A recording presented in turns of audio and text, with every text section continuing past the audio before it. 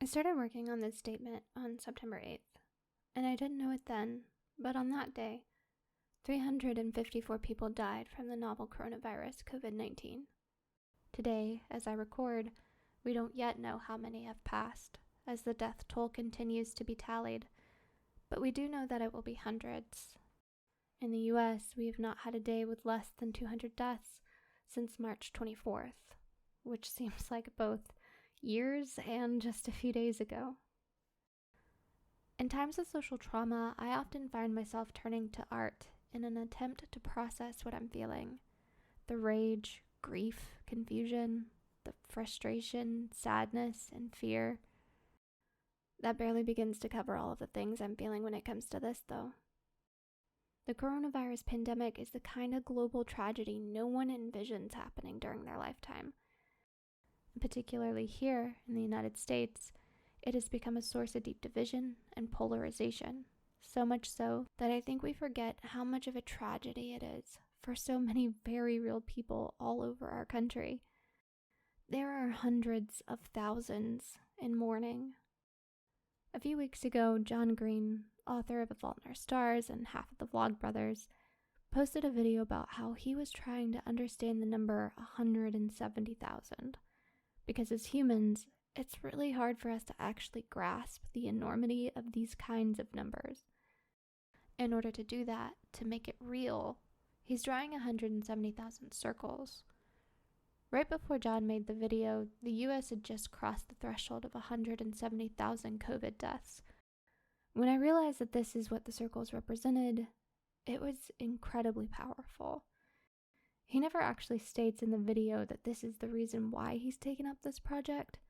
It's a realization that you have to come to yourself. But he does confirm it in the comments, and also later in a few live streams. It's a great video, you should definitely go watch it. But when I did realize that, I just sat there for a moment, soaking in the meaning. It moved me so much that it reconnected me to feelings that I had pushed away and made me think about the true magnitude of this tragedy. I felt like I needed to do something to join John in this project, but I wanted to do so in my own way so that I could highlight a little more of the journey this has been for us and how much more it is than just death. One of the things that I think we're missing out on with the current discourse with regard to the coronavirus is the amount of grief so many people are going through during this time. People's families have been ravaged. Our medical community had to take on the comforting of the dying as families weren't able to be with their loved ones. And then on top of that, now there's this discourse about how so many of these deaths don't count because death certificates are complicated and people are intentionally spreading misinformation about them. And I just cannot imagine the grief of having lost the love of your life, a best or close friend, your child, one or both of your parents, and having people say that it doesn't count, that it's not real. And all the while there is this very real gaping hole inside of you where that person is supposed to be. In thinking about that, I wanted to do something that honored the people who are still here, as well as those who have passed. For this project, I've decided to track the deaths per day and follow the path that COVID has raised through our country. I'm using watercolor as my medium because I find it to be beautiful, complex, and gentle. And I think we could all use a little gentleness right now. For each of these pieces, there will be a wash behind to represent the world that feels so distant and unimportant when you're grieving. Larger watercolor dots to represent those lost to this disease. And 15 smaller dots per death to represent those of us left behind. Those in mourning, those just suffering in the ambiguity of a suddenly changed and unrecognizable world.